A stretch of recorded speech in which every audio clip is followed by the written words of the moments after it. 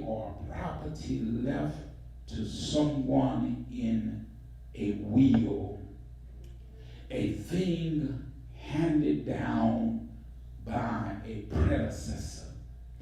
And I can honestly say that my grandfather is that person that has left us something, or he was a great predecessor. He was one that actually served in World War II.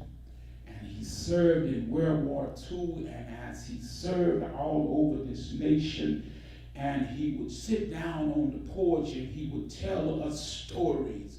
And as I was a young boy, he would tell me some stories, and when he would tell me those stories, it left a profound impression upon my life. He would tell me about New Guinea, and he would tell me, son, there was times when we was over in New Guinea, and he said, I would see these women with plates in their lips and things of that sort, and he said, I had never saw that in my life.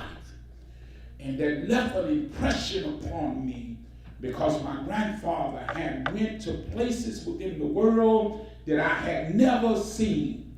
And I would look at this stuff and I would see it on television. We would see it on Tarzan, but I had never knew that my grandfather, who was here in the United States, had traveled outside in other places within the world. And we would have to, I could sit down and I could dialogue with him, and he could tell me about some places in which he had seen in this world. But that was the disturbing thing, because he told me that he had went to Sydney, Australia. And Granddaddy told me how he had went to Sydney, Australia, and he told me that it was a wonderful experience for him. And Granddaddy told me one time, he said, son, he said, hadn't it not been for my family, had it not been for your mother and your uncle, he said, I never would have come back to this God-forsaken country. And I didn't understand why Granddaddy made that statement, because he said, I never would have come back to the United States of America. He said, because when we was there serving, he said, there was the people that we served with, people whom we saved their lives. And we was taught a code in the army. He said, as we was in the army, we was taught a code that no man was to be left on the battlefield. And he said, while we was on the battlefield, there was us and the other ones. And he said, and we were saving one another's lives, and we fought beside one another. We served beside one another. And we could not leave nobody on the battlefield. He said, but when we would go back to the barracks, come on now. He said, they barracks, and we had to go to our barracks. But yet on the battlefield, we had to save one another's lives. And he said, they got the best of fools, but we had the worst of fools. And he said, son, he said, that was a disturbing thing. And I had to come back to the United States of America.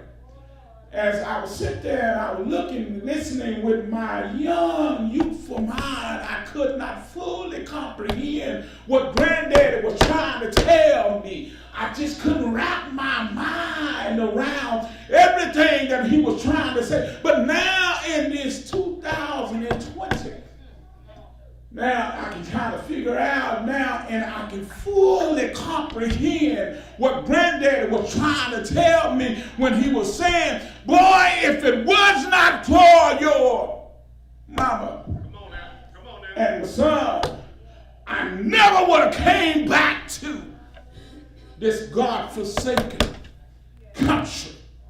He said, because while I was over in Sydney, Australia, he said they treated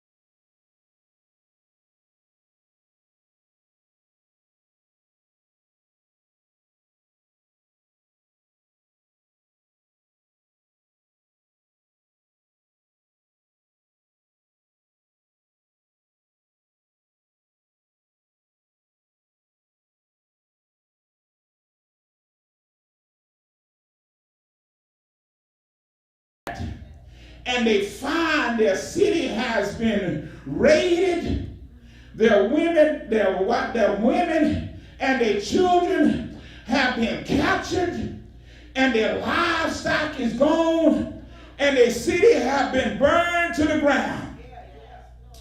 And strong fathers have the ability to endure through difficulties and physical fatigue. You have to be able to endure and persevere and go on through even when you're tired. I mean, there's some times when I really am tired, but I still got to press on because my family still got to eat. My family still needs to go on, and I still got to keep it moving, baby, because I know that, hey, my kids got to go to school, my wife got to eat, and all this kind of stuff, and I still got to go. I mean, a good father still got to press on. You still got to keep it moving. I mean, because I got to leave a legacy for my kids. I got to leave a legacy for my family. You got to leave a legacy. So good fathers keep it moving. You can't afford to stop. You get back, find the city. It's all messed up. It's all burnt up. They've been in Ziklag for right about 3 years. Because David knew that if he gets to Ziklag, and Ziklag is a part of the Philistines, and he started serving with the Philistines because the Philistines were their enemy. And he realized, if I go over here, Saul ain't going to come over here messing with me because I'm staying in the enemy's territory. And so when he starts serving over there with the enemy, he realizes that they're not coming over here. So he started serving over there. And now they have given him his own little place. They have given him his own little city. So now that he has his own little city, that's his city. The first little city of David. They let him have it. But now, since him and his men went out to fight, and now when he gets back, it's burned down. They done took David's 2 wives. They done took all of their wives. They done took all of their children. They done took all of their cattle. They done took all of their livestock. Now we got problems. Now look at this. Show me have the tendency to keep it moving. Through difficult times, we as people are out marching in the streets. They have not slept in days, but they'll keep marching for the purpose is of a great significance, and we must persevere through the difficulties in our physical fatigue. We have to keep on going. I mean, that folk out on the streets marching for the cause and for the purpose because we realize that there is a significant need. There is a need for why we have to do what we do. I mean, folk just can't keep on shooting us down. Folk just can't keep on doing us wrong. They can't just keep on doing it and treating us any kind of way and think we just gonna take it. Y'all need to talk to me just a little bit. We just not gonna keep on taking you, treating us any kind of way. That's why this thing have exploded. I don't care what Steve Harvey said. People ain't listening at folk marching no more. No, that was not true, Steve. That was back in the 60s. Yes, folk are listening now because we got the ear of everybody now. People are now listening, Steve. You was wrong about this one, brother, and we won't forgive.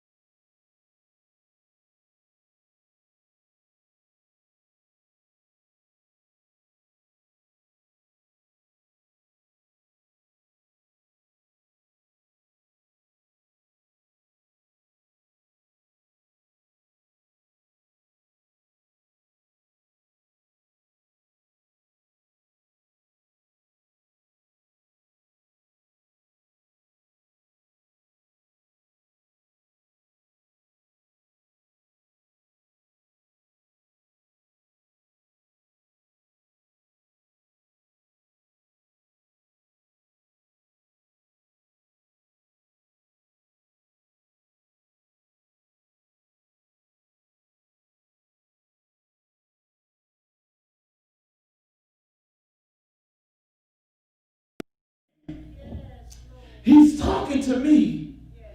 And all of a sudden, he just gets to the point where he can't talk no more. And he breaks down and he just starts crying.